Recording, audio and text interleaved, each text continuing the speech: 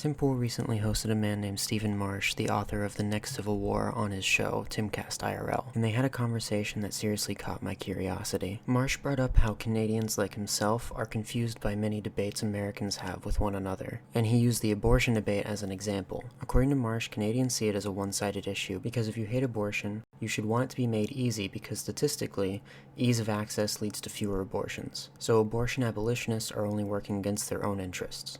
This was all in episode 470, by the way, if you want to hear the whole conversation on the topic. This video isn't necessarily about abortion, but the example the debate around abortion gives us is perfect. So I'd like to thank Mr. Marsh for providing me with not only the idea for this video, but also the perfect example that I get to use throughout.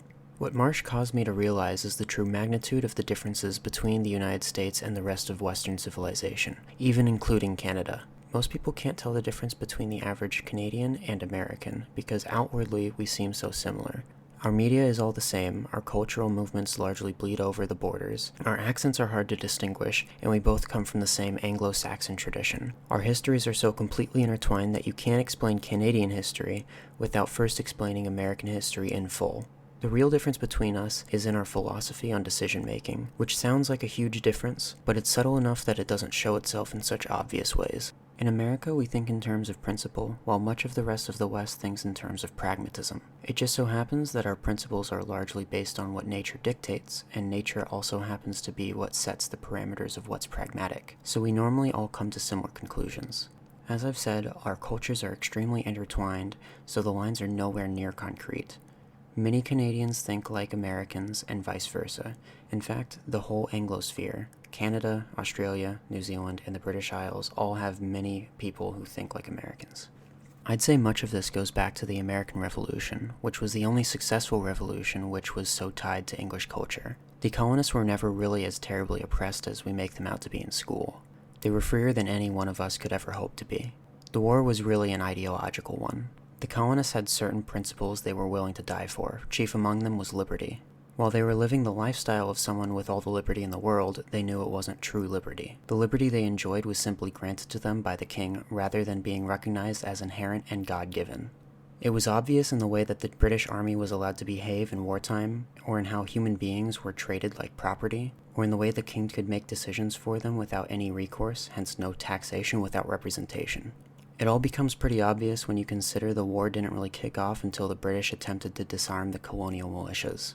What is now Canada actively fought against the rebel colonies, opting to stay part of the empire, cementing that choice in the War of 1812. The Texan Revolution followed the exact same trend. The Australians attempted a similar rebellion of their own, which definitively failed, New Zealand acting as their Canada.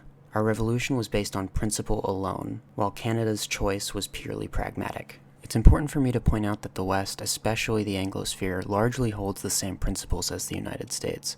The difference is purely the value placed on principle and how that compares to the value placed on potentially more favorable outcomes.